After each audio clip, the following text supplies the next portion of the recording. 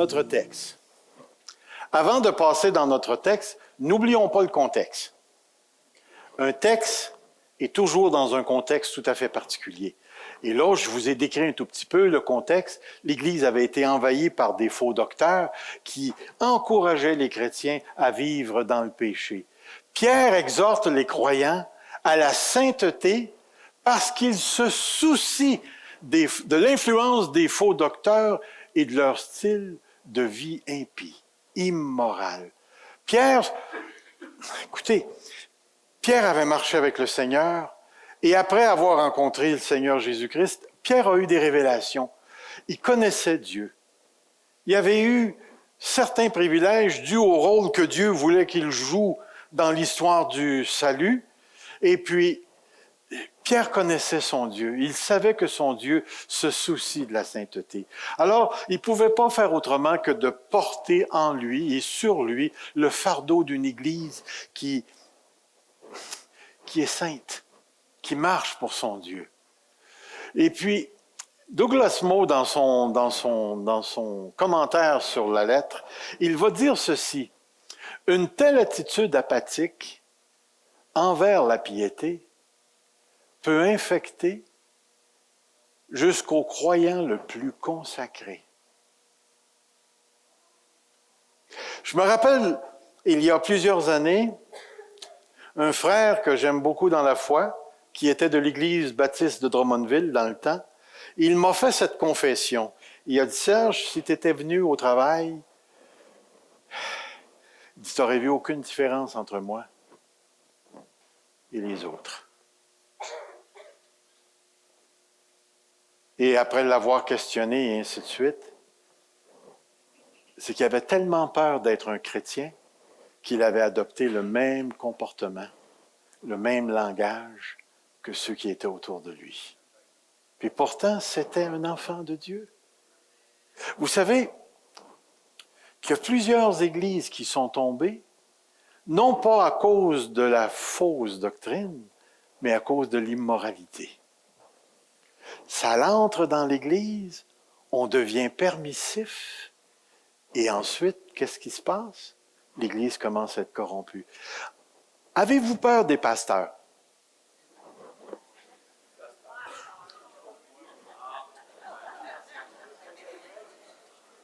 Avez-vous peur de moi? Ben, vous devriez un petit peu, là. Écoutez, là. Pourquoi est-ce que je vous dis ça? Parce qu'il y a une histoire qui s'est passée au Québec où la fille d'un pasteur, elle allait fêter dans les clubs, boissons, ainsi de suite, sacrage, fumage. Et le dimanche matin, elle venait faire la louange dans l'église. Et savez-vous ce qui s'est passé? C'est qu'il n'y en a pas un dans l'église qui s'est levé pour défier le pasteur qui savait que sa fille faisait ça. Et savez-vous ce que ça fait? Ça fait des chrétiens pas de colonne. Ça fait des chrétiens peureux qui, au lieu de confronter les situations corrompues, vont juste quitter l'Église parce que tu ne touches pas au oint de l'Éternel. Laissez-moi vous dire que c'est de la foutaise. Il n'y a aucun oint de l'Éternel qui est au-dessus de la Bible. Aucun.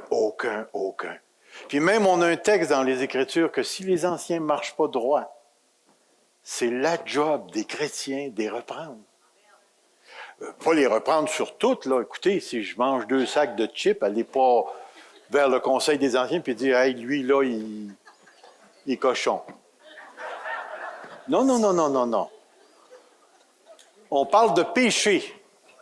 C'est très, très, très important. Frères et sœurs, nous, les 5 pasteurs ici à l'Église, on se soucie de la sainteté de nos vies. Puis on se soucie de la sainteté des enfants de Dieu dans l'Église. Parce qu'on sait réellement que si un d'entre nous laisse entrer le péché, et qu'on dit rien, et qu'on fait rien, qu'on ne confronte pas, ça peut s'étendre et corrompre la pensée de l'Église. D'où vient l'importance? Et l'apôtre Pierre le savait, parce que l'apôtre Pierre savait que si la fausse doctrine est répandue et si l'immoralité dans l'Église est répandue, je vous le dis, on est corrompu. Jacques nous dit d'haïr pas Jacques, Jude, jusqu'aux vêtements souillés par la chair, afin de résister et de marcher dans la droiture. Et Pierre le savait. Et c'est pour ça ici que Pierre nous dit clairement de rester fidèle à Dieu. Je place le texte devant vous qu'on va regarder là. On a fait une petite introduction parce qu'on ne s'était pas vu depuis un petit bout de temps. Mais le texte que nous avons devant nous, c'est le texte qu'on voudrait regarder, puis on ne pourra pas tout le regarder. Alors regardez-le. C'est marqué ici, pour cette même raison, faites tous vos efforts afin d'ajouter à votre foi. Donc, avez-vous reçu une foi complète?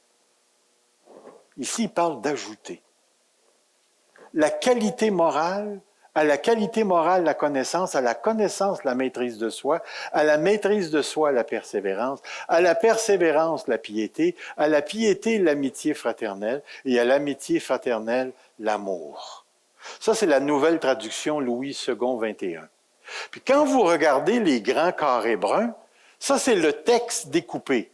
Et là, il va dire au verset 8, « En effet, si ces qualités sont en vous et se développent, elles ne vous laisseront pas inactifs ni stériles pour la connaissance de notre Seigneur Jésus-Christ. Mais quant à celui qui ne possède pas ces qualités-là, il est aveugle par myopie et il oublie la purification ou qu'il a été purifié de ses anciens péchés. » Et là, il termine en disant, « C'est pourquoi, frères et sœurs, appliquez-vous d'autant plus à affermir votre appel et votre choix dont vous avez été l'objet. Car si vous faites cela, vous ne trébucherez jamais. » Ensuite, il va dire, « C'est ainsi en effet que l'entrée dans le royaume éternel de notre Seigneur et Sauveur, Jésus-Christ, vous sera largement accordée. » Il y a tout un punch puis une vérité qu'on va essayer de saisir ce matin. Et c'est celle-ci. Lorsqu'on découpe le verset ou le passage, on se rend compte que le verset 5 à 7 nous parle de l'exigence de la grâce qu'on va regarder. Ensuite, le contraste. Si ces choses sont en vous, mais si ces choses ne sont pas là, alors il fait un contraste. Puis à la fin, il va nous parler du fruit. Ici, j'ai mis les deux textes pour que vous puissiez voir un tout petit peu les différences, mais c'est ici que vous allez voir un tout petit peu comment les traductions travaillent pour nous communiquer le sens. La vertu a été traduite par qualité morale, et c'est pas pour rien que l'apôtre Pierre nous parle de qualité morale. La science, définitivement, nous est traduite par la connaissance, parce que le mot science aujourd'hui, dans notre contexte, a un sens tout à fait différent qu'il était lorsqu'il était dans le temps des apôtres ici. Tempérance, on sait que c'est la maîtrise de soi. Patience, c'est la persévérance. Et ça, c'est intéressant parce que dans le grec, on a deux mots pour le mot patience. Est-ce que vous saviez ça? Deux mots. Le premier parle d'être capable de se contenir devant l'insulte. Êtes-vous bon dans ça? En tout cas, pas moi. J'ai vraiment besoin d'apprendre à me contenir. Et le deuxième mot décrit celui qui porte sur lui un poids lourd, puis au lieu de le laisser tomber, il persévère sous le poids, et qui fait référence à l'épreuve, la persécution, le danger. La piété, l'amour fraternel, ce sont tous des choses que vous connaissez. On pourrait prendre chaque mot, commencer à le définir, mais dans le fond, est-ce que vous comprenez ce qui est écrit? Vous n'avez pas de misère, hein? Et ça fait partie des choses qu'on doit ajouter ici. Mais ce dont j'aimerais vous parler, c'est du principe fondamental à partir de la grammaire. On va faire de la grammaire. Êtes-vous prêts?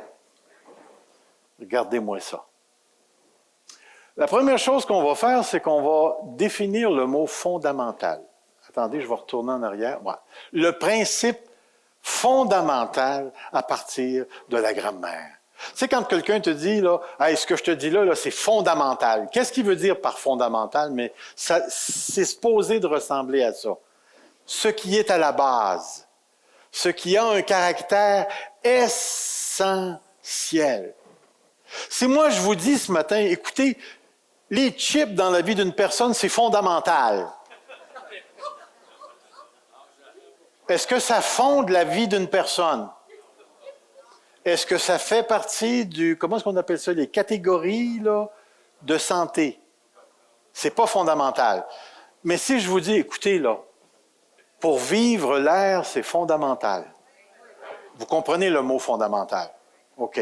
Alors, ce qu'on veut découvrir ce matin, c'est le principe fondamental que l'apôtre Pierre nous présente et qui nous touche énormément ici. Vous rappelez-vous comment le verset 3 commence? Qui nous dit « Comme sa divine puissance nous a donné tout ce qui contribue à la piété. » Et au verset 5, il dit « À cause de cela même. » À cause de quoi?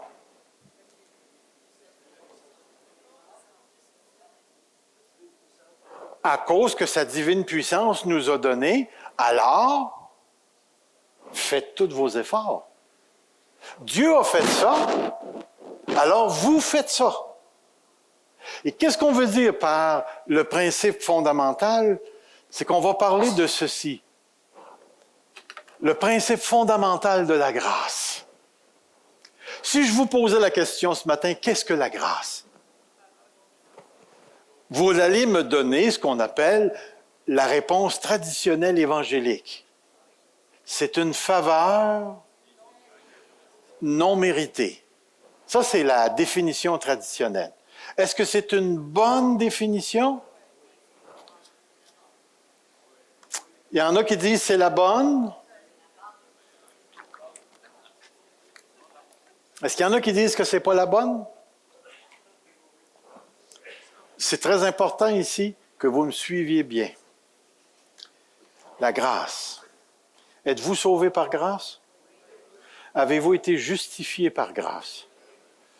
Avez-vous été régénéré par grâce? Alors la grâce, c'est bien plus que juste une faveur. Comment réagissez-vous à ceci? La grâce est à la fois une attitude particulière de Dieu et une action particulière de Dieu. Et c'est correct de dire que c'est une faveur non méritée, et c'est vrai. Mais lorsqu'on veut entrer dans les profondeurs de la grâce, nous réalisons que la grâce, c'est pas simplement un Dieu qui s'est épanché sur toi et qui te regarde avec le sourire divin et qui dit « celui-là ou celle-là, je l'aime ». C'est vrai, c'est une attitude. C'est l'attitude divine qui est contraire à la colère de Dieu. La grâce, c'est ce Dieu qui s'est épanché sur moi à l'âge de 19 ans et puis qui a fait quelque chose pour moi, qui a fait une action tout à fait particulière qui fait qu'aujourd'hui, après 43 ans, je suis encore dans la foi. La grâce de Dieu, c'est cette action divine qui a continuellement soutenu mon pèlerinage terrestre à venir jusqu'ici et qui va me garder jusqu'à la fin. La grâce de Dieu, c'est ce Dieu qui m'a permis de rencontrer la femme de ma vie. La grâce de Dieu, c'est celui qui m'a permis de vivre des circonstances difficiles et qui a fait émerger des solutions divines par des moyens divins dans ma vie. La grâce de Dieu, elle est continuellement autour de moi, elle est en moi, elle est sur moi.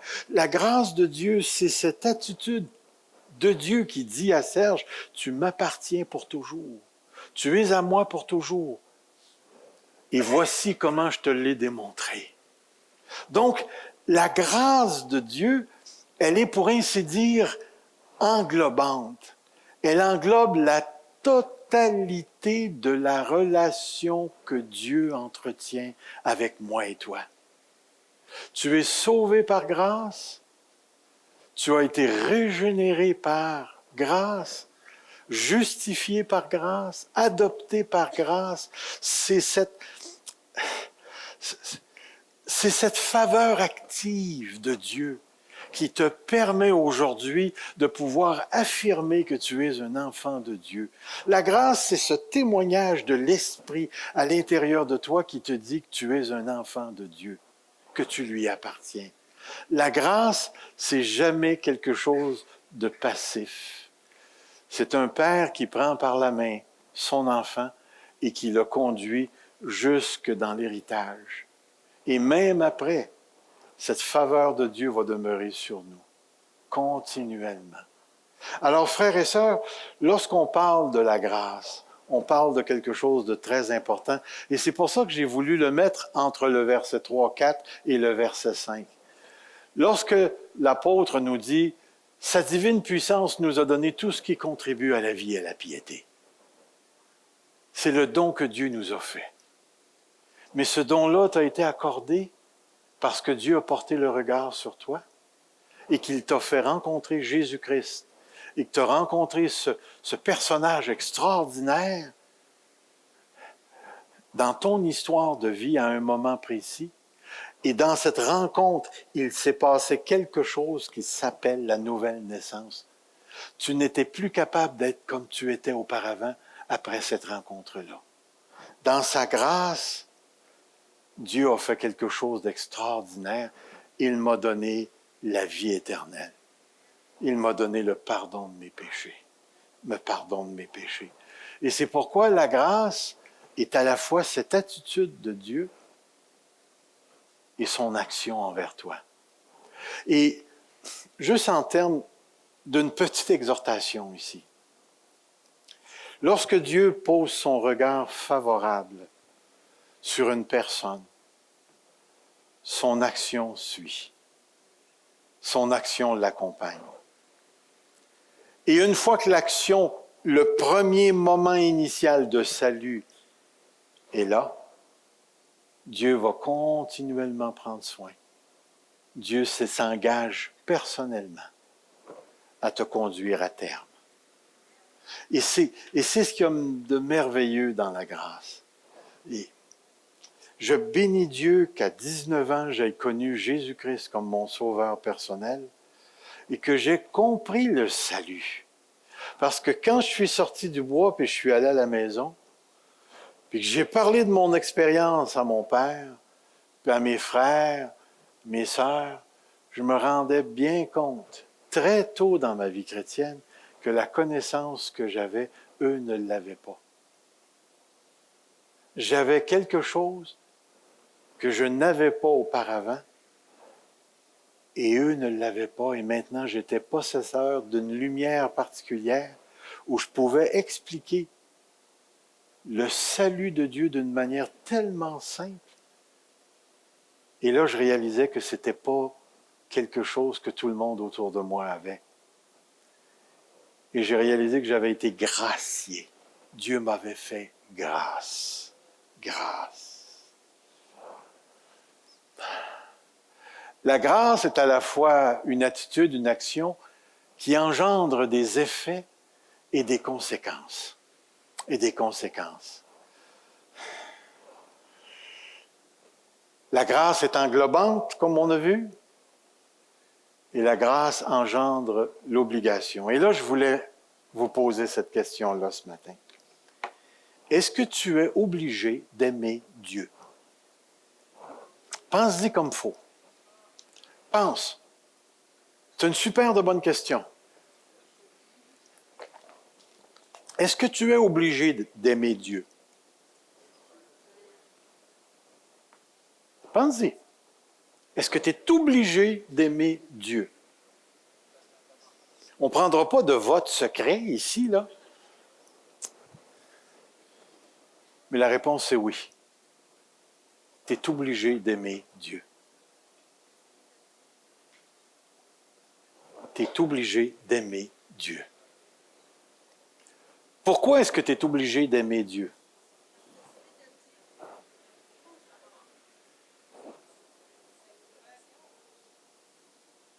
Mais la première chose, c'est parce que Dieu est Dieu. Dieu est Dieu. Est-ce que c'est Dieu qui t'a créé?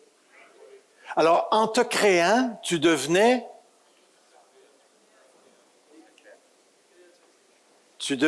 une créature. Et parce que tu es devenu une créature, tu es maintenant totalement dépendant de Dieu. Et est-ce que Dieu t'a créé selon le bon plaisir de sa volonté? Alors, tu n'es pas un accident. Alors, Dieu, le Créateur, a créé une créature et il l'a créée comment? Il l'a créée conforme à lui. Tout est de lui, par lui et pour lui. Est-ce que les anges ont été créés pour Dieu? Est-ce que les humains ont été créés pour Dieu? Est-ce que mes chats ont été créés pour Dieu? Donc, tout a été créé par Dieu et pour lui. Ce qui veut dire qu'il existe entre Dieu et sa relation avec tout l'univers une relation d'obligation. Tout l'univers a été fait pour lui. Vous rappelez-vous, dans Éphésiens, c'est marqué que nous existons pour célébrer la louange de sa gloire. Ce qui veut dire que nous sommes dans une relation avec Dieu et que dans cette relation-là, nous sommes soumis à Dieu et nous devons lui obéir et nous avons été créés pour refléter l'image de Dieu parce que nous sommes à son image. Et à cause de cette image, nous avons une relation entre lui et nous qui est une relation d'obligation. Pouvez-vous choisir d'être Dieu? Alors, tu peux toujours essayer, mais tu vas toujours demeurer une créature. Et laisse-moi te dire ceci, c'est pas parce que tu t'en vas dans l'éternité qu'une fois rendu là-bas, tu vas arrêter d'être une créature. Est-ce que tu penses que rendu au ciel, tu vas être autonome? Que tu vas t'auto-suffire? Ou est-ce qu'il va falloir encore que Dieu te maintienne en existence? Alors tu vas toujours être dépendant de Dieu. On ne s'en sortira pas. Alors, l'idée que je veux faire ressortir ici, c'est ceci. C'est que dès le début de la création, la créature a été faite pour la communion avec Dieu. Dites-moi, est-ce que la chute a changé ça? Regardez bien comment je vais le dire. Est-ce que la chute a changé l'obligation d'adorer Dieu? Non. Est-ce qu'il y a des gens qui sont rebelles à Dieu et qui ne veulent pas adorer Dieu? Alors, ces gens-là sont-ils obligés d'adorer Dieu? Et parce qu'ils ne le font pas, qu'est-ce qui va se passer avec eux? L'enfer. C'est ce qui va arriver à la fin. La rébellion conduit à la mort éternelle. Mais maintenant que Dieu est entré dans ta vie, que Dieu t'a sorti de la mort pour te faire entrer dans la vie, qu'il t'a placé dans une relation avec Jésus-Christ, qu'il est venu habiter en toi et qu'il est venu, comment dirais-je, te réorienter vers lui. Maintenant, je te pose la question. Toi, enfant de Dieu, habité par Dieu, par le Saint-Esprit, est-ce que tu es obligé d'aimer Dieu? La réponse, c'est oui. Tu es obligé d'aimer Dieu. Mais est-ce que tu as la capacité de ne pas l'aimer? C'est certain que tu l'as. Mais est-ce que l'obligation d'aimer Dieu persiste malgré tout? Oui. Maintenant, je te pose la question. Est-ce que tu aimes Dieu? Pourquoi tu l'aimes? Pourquoi tu l'aimes?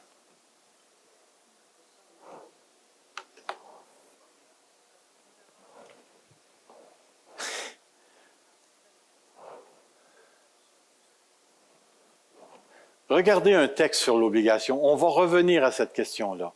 Vous rappelez-vous de cette histoire? C'est pourquoi le royaume des cieux est semblable à un roi qui voulut faire rendre compte à ses serviteurs. Quand il se mit à compter, On lui amena un qui devait 10 000 talents, 10 000 sacs d'argent. Comme il n'avait pas de quoi payer, son maître ordonna qu'il fût vendu, lui, sa femme et ses enfants, et tout ce qu'il avait, et que la dette fut acquittée. Le serviteur se jeta par terre, se prosterna devant lui et dit, « Seigneur, aie pitié de moi. Aie patience envers moi, je te paierai tout. » Ému de compassion, le roi fait quelque chose d'extraordinaire. Il lui applique la grâce. Le maître de ce serviteur le laissa aller, lui remit complètement la dette. Après qu'il fut sorti, ce serviteur raconta à un de ses compagnons qu'il lui devait 100 deniers, 100 pièces d'argent. Il le saisit, l'étranglait en disant « Paie ce que tu dois. » Son compagnon, se jetant par terre ou à terre, le suppliait en disant « Aie patience envers moi, je te paierai. » Mais l'autre ne le voulut pas et il alla le jeter en prison jusqu'à ce qu'il eût payé ce qu'il devait. Ses compagnons, ayant vu ce qui était arrivé, furent profondément attristés et ils allèrent raconter à leur maître tout ce qui s'était passé.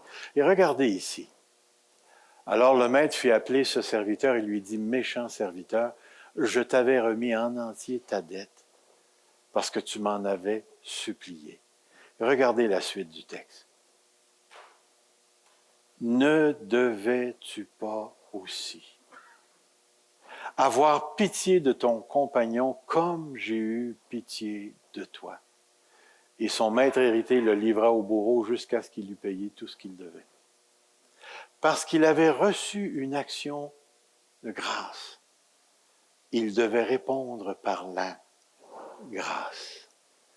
C'est ainsi que mon Père céleste vous traitera si chacun de vous ne pardonne pas à son frère de tout son cœur. C'est simple. Si Dieu t'a fait la grâce, de la grâce découle l'obligation de la grâce et de gracier. Regardez un autre texte. Si vous pardonnez aux hommes leurs offenses, votre Père céleste vous pardonnera aussi. Mais si vous ne pardonnez pas aux hommes, votre Père céleste ne vous pardonnera pas non plus vos offenses. Regardez un autre texte encore.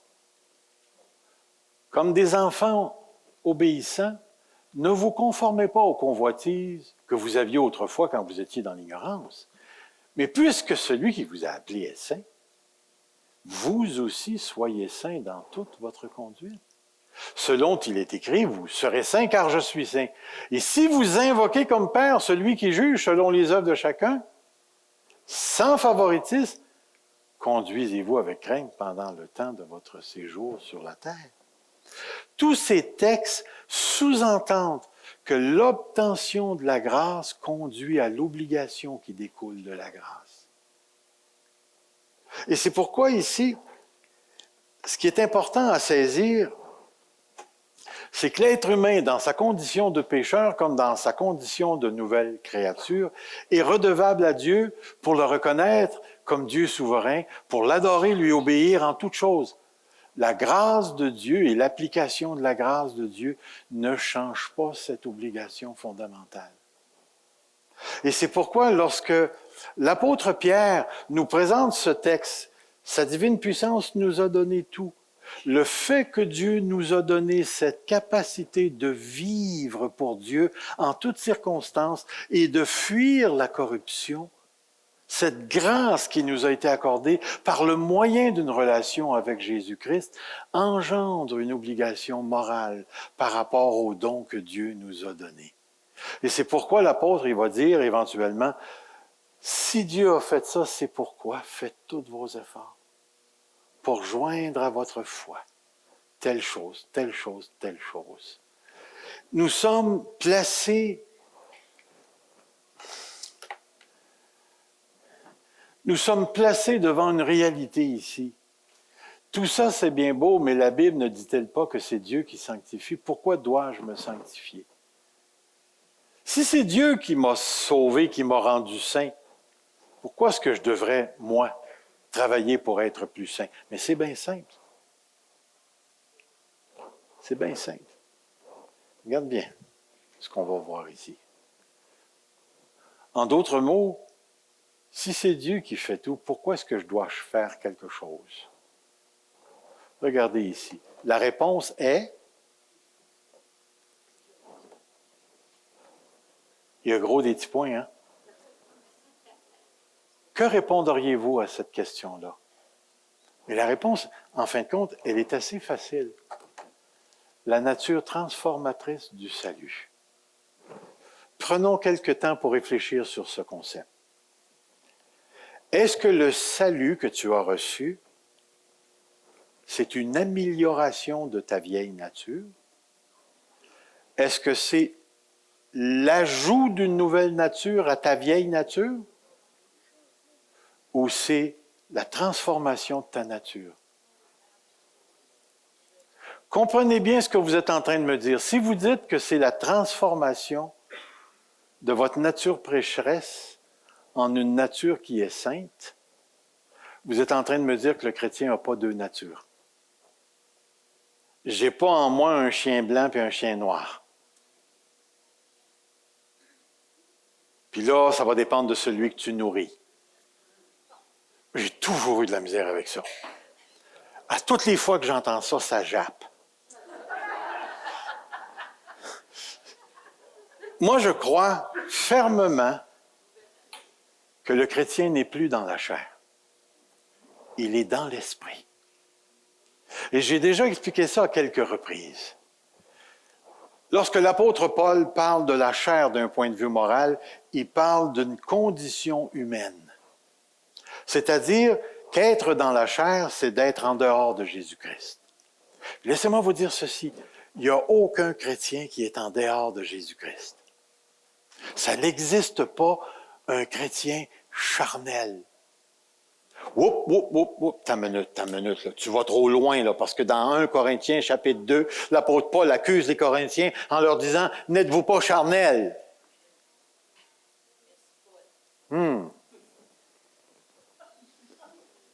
Qu'est-ce que l'apôtre Paul veut dire par « Vous êtes encore charnels » ?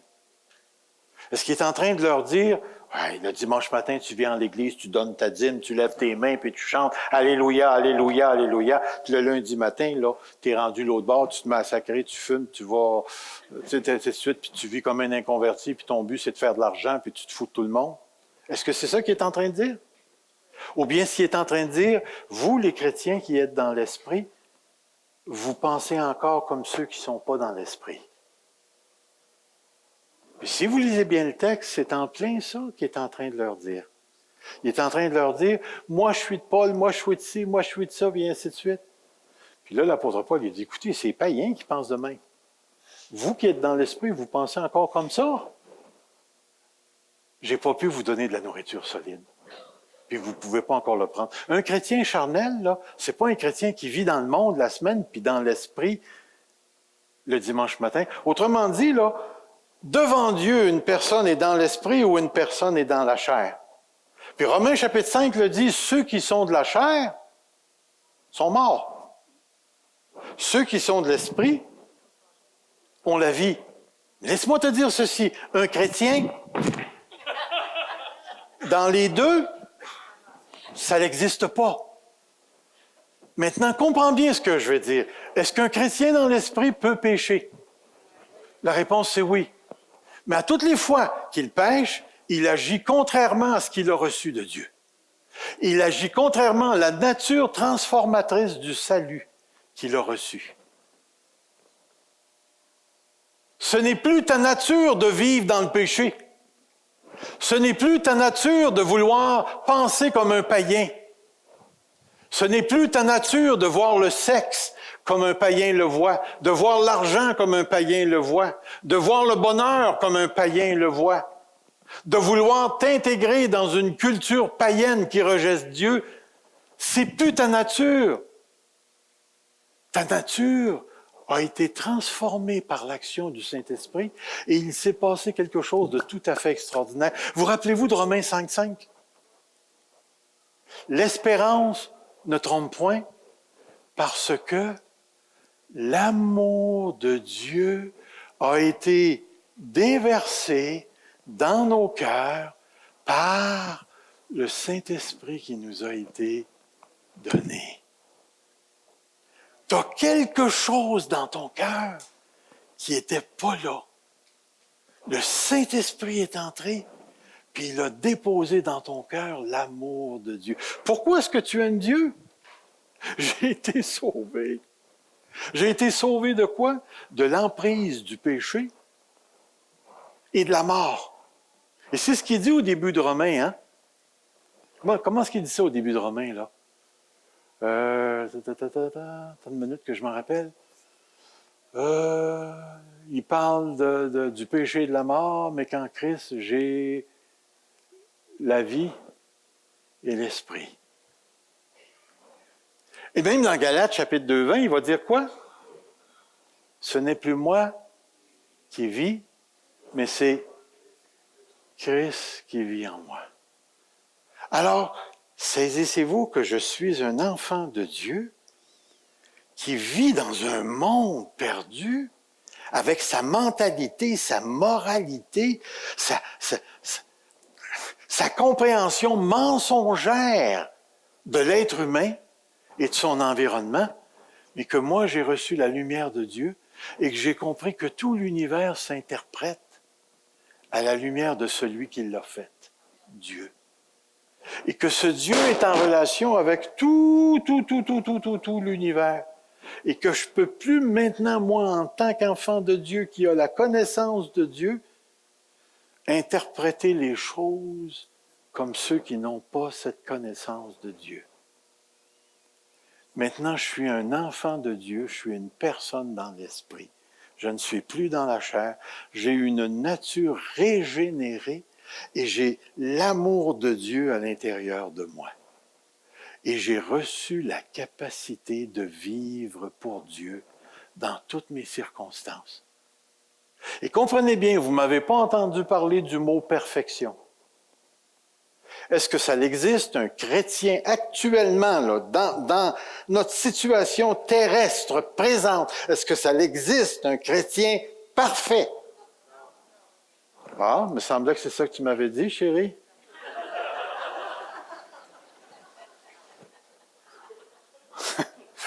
J'aime autant pas savoir ce qu'elle vient de dire, là. Mais c'est une réalité. Lorsque je parle de ce que tu possèdes, je ne suis pas en train de parler d'un contexte où tu vas vivre en super C, super chrétien.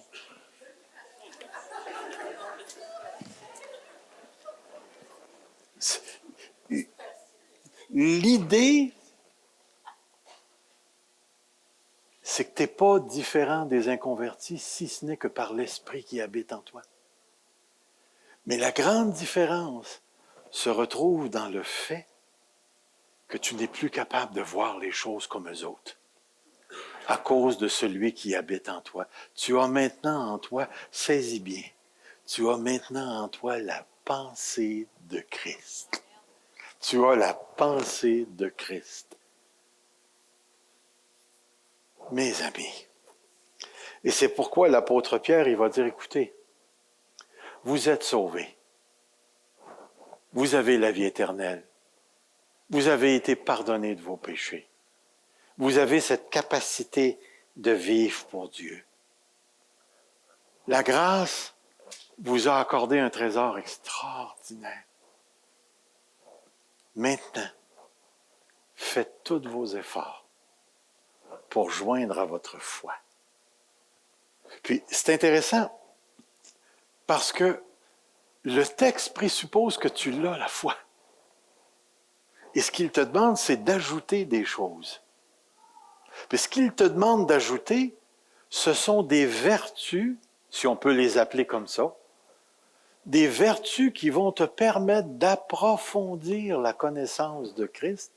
En d'autres mots, de saisir la portée et les implications de la vie de Dieu en toi. Et plus tu vas découvrir ces choses-là, parce qu'oubliez pas, lorsqu'il dit « faites tous vos efforts », il fait appel à quoi?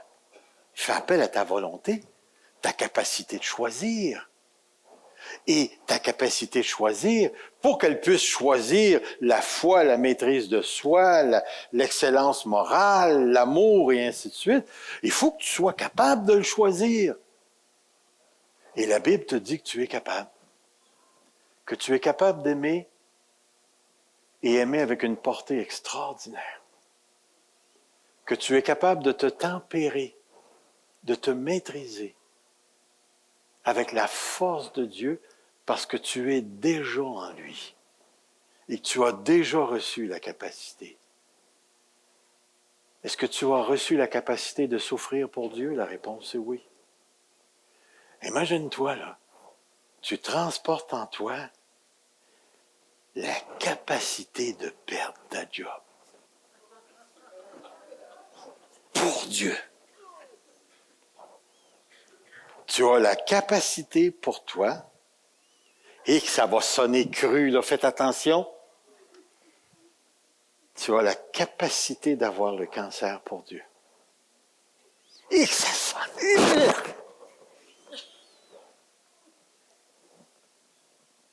Mais il n'y a pas un cancer qui peut t'empêcher de vivre pour Dieu. Tu as la capacité de vivre dans un mariage qui boite. Tu as la capacité de ne pas divorcer. Puis je vais aller loin, là. Watch out. Check bien ça, là.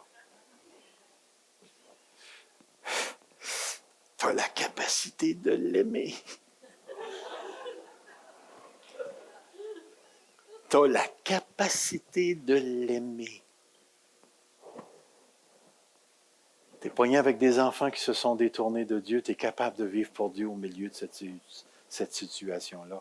Et tout ce qui se trouve autour de toi participe à l'ajout de toutes ces vertus que tu dois choisir de vivre.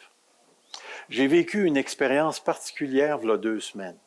Vous savez qu'il y a eu une grosse tempête de neige, là, tu sais, vent, neige et ainsi de suite, puis que les écoles ont arrêté et ainsi de suite. Moi, ce matin-là, je suis quand même rentré au bureau.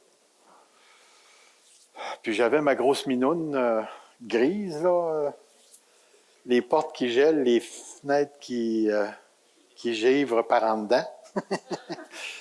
Et puis là, il y avait du vent et tout. Puis là, je pars de chez moi, puis je suis arrivé en face. Je sais pas si c'est Club Piscine ou Privé Piscine, là. Il y a une affaire là. Il y avait 2 gars qui pelletaient. Puis il y a un gars qui a traversé la rue pour aller aux boîtes aux lettres. Et l'autre était là, puis qui attendait, puis il me voyait venir. Puis quand j'ai passé à côté de lui, moi, j'ai continué à rouler mon chemin, et c'était à moi à passer. Il a donné un coup de pelle sur mon char.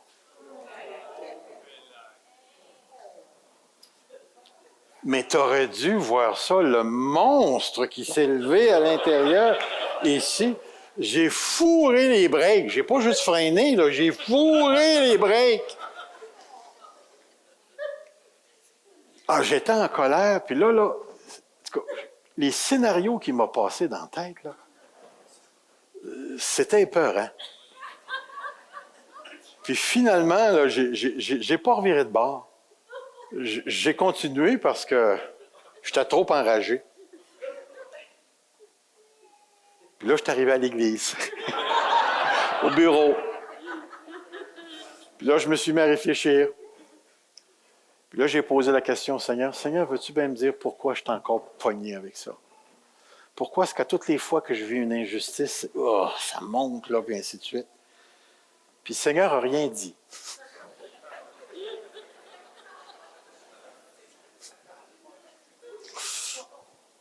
Deux jours après,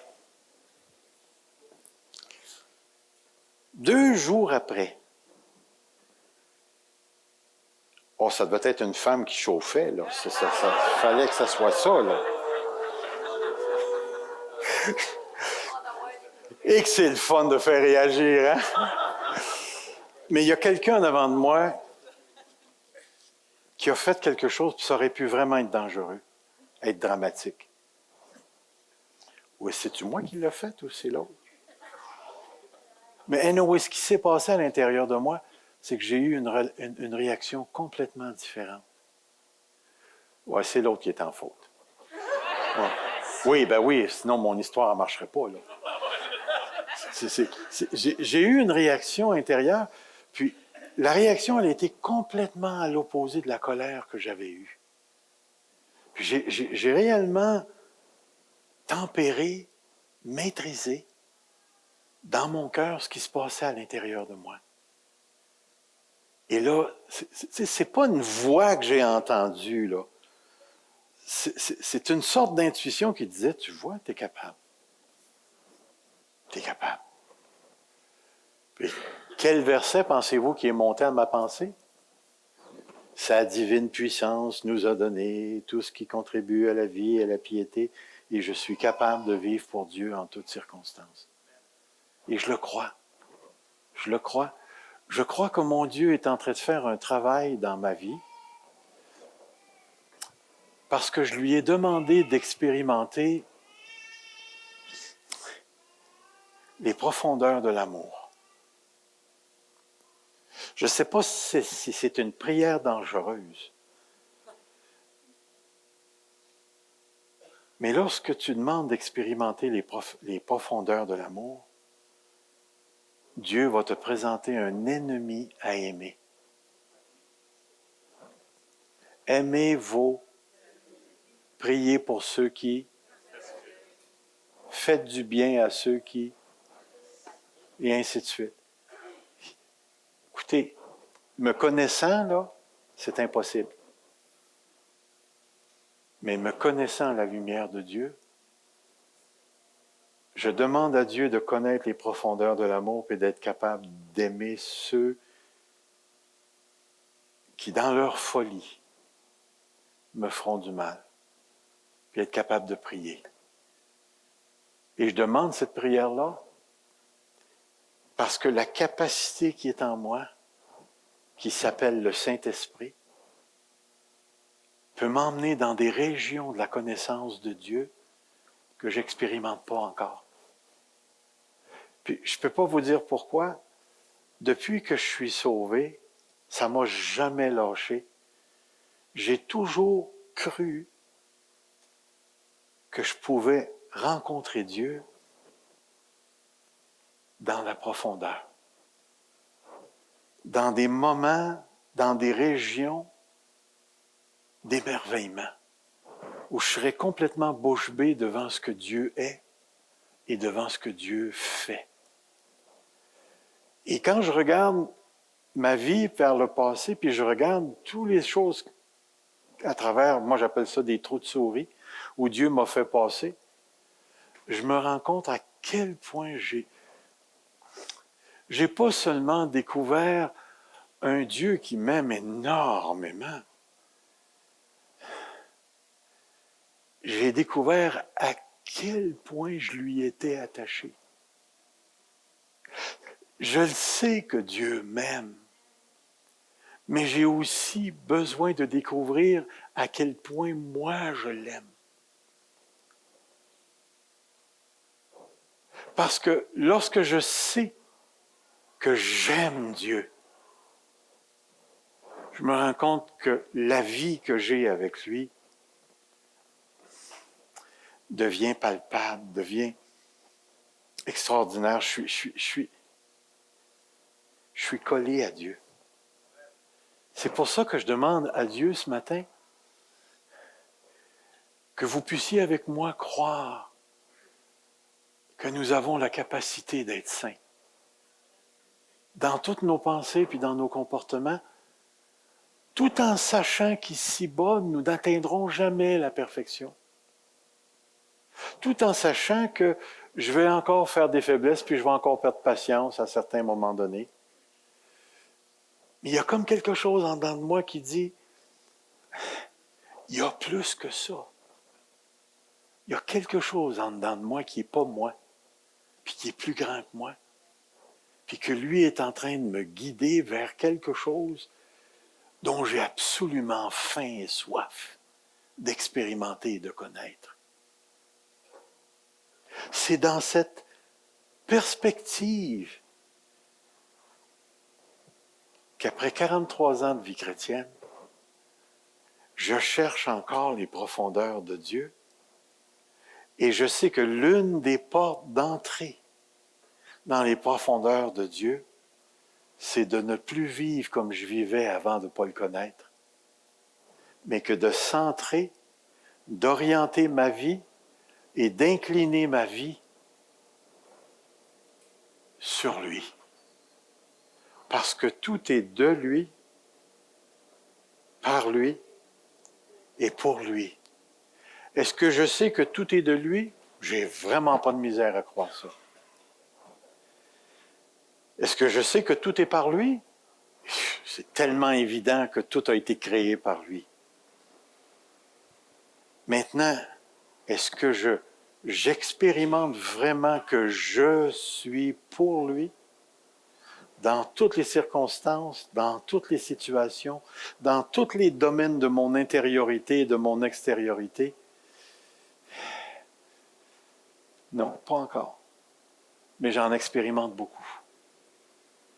Et ce que je demande à Dieu, c'est d'aligner ma vie parce que ma vie ne fait du sens que si elle est pour lui. Ça ne veut pas dire que je perds ma personnalité, que je perds mon enthousiasme, que je perds mes talents, mes capacités, mais ça veut dire que tout ça est orienté pour lui. Et lorsqu'il dit « Faites tous efforts pour joindre à votre foi », il est en train de dire que je participe à l'orientation de mon être vers lui. Et c'est pourquoi ce matin, je te demande au nom de Dieu, vis pour lui, vis pour lui, vis pour lui. Et puis, quand tu rencontreras ta folie ou ta faiblesse, casse-toi pas la tête, puis niaise pas longtemps avec ça. Ton Dieu a pourvu en Jésus-Christ, te simplement demander pardon et à te réengager envers lui. Mais laisse-toi pas prendre dans le piège que parce que tu n'as pas un gars, tu ne seras pas heureuse, parce que tu n'as pas de femme, tu vas être malheureuse, parce que tu n'as pas eu ton Harley tout de suite, que tu vas être malheureux si tu n'as pas ta piscine creusée, c'est fini.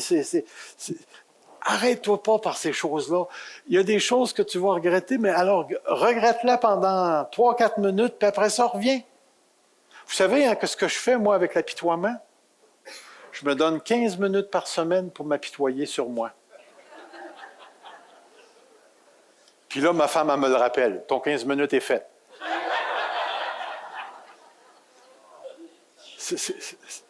Puis, savez-vous ce qui est intéressant? On le dit en joke, hein, mais c'est vrai.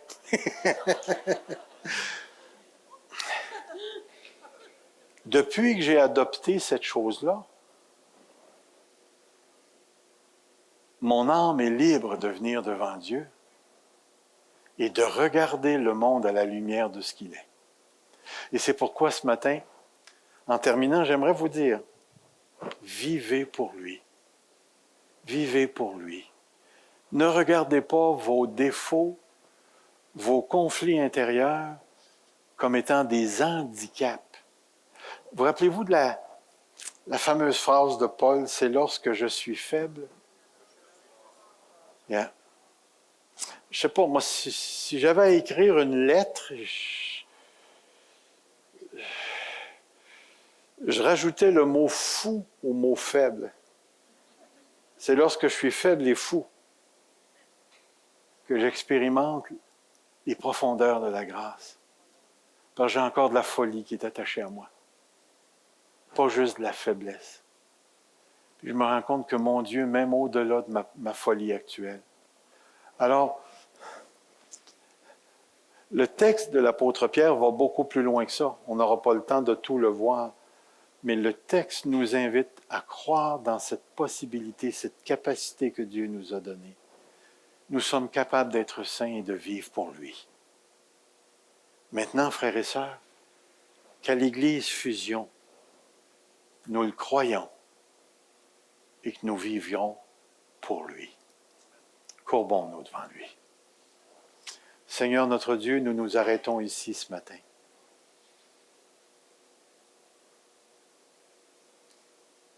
Seigneur, nous avons tellement besoin que tu nous conduises dans la vérité.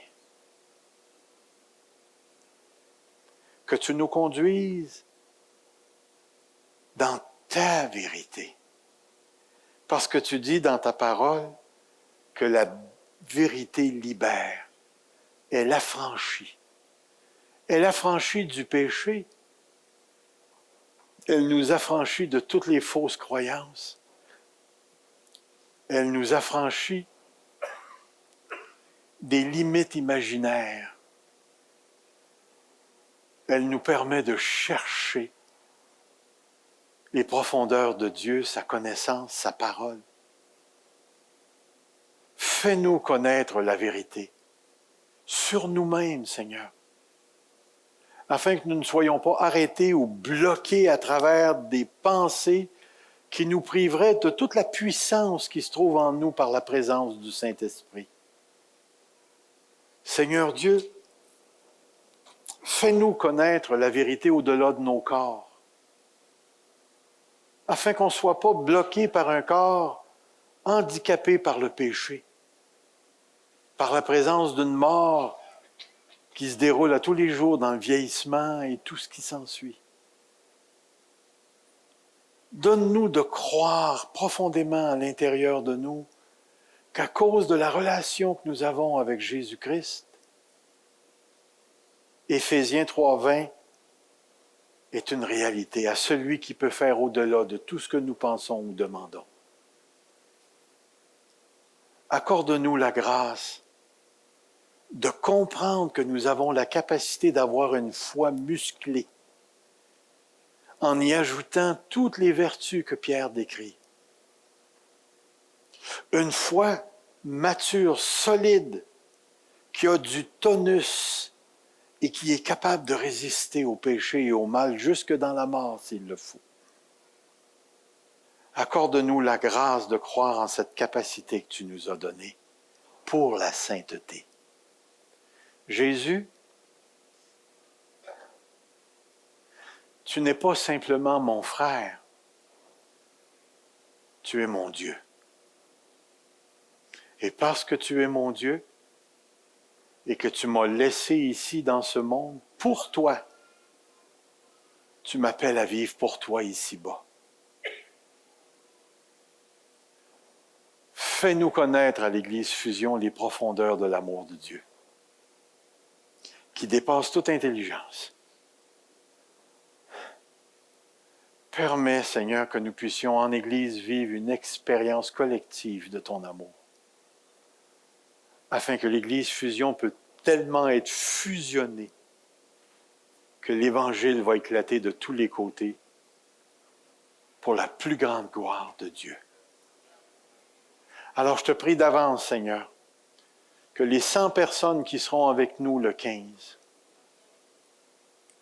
puissent voir en nous, Seigneur, la présence de l'Esprit qui nous fait vivre et qui soutient notre volonté afin que nous marchions par l'Esprit. Fais ton œuvre dans notre assemblée. Et je te prie pour un leadership pur, un leadership qui comprend qu'il a établi par Dieu pour paître l'Église, selon la sainte parole qui nous a été donnée, avec toutes les attitudes d'un cœur soumis à toi, Seigneur. Merci pour cette assemblée, mais fais-nous aller plus loin encore. Les murs sont rendus trop proches, Seigneur. Trouve-nous un endroit où on peut doubler, Seigneur, l'assemblée. Conduis-nous dans la ville de Grimby avec une présence qui reflète ta gloire, ta bonté, ta générosité. Et Seigneur, tu sais à quel point je l'ai à cœur. Fais-nous connaître l'amour de la puissance des miracles et des signes. Laisse-nous être la porte à l'Église Fusion pour des centaines de guérisons de gens qui sont malades et qui ne sont pas nécessairement dans cette Église, mais qui ont besoin de te rencontrer. Et accorde-nous la sagesse de saisir que nous avons le message qui sauve. Alors, Père, je te prie que l'Église Fusion fasse tous ses efforts pour joindre à sa foi toutes les vertus dont l'apôtre Pierre nous parle, dans le précieux nom de celui qui nous a fait naître de nouveau. Amen. Que Dieu nous garde tous. Merci.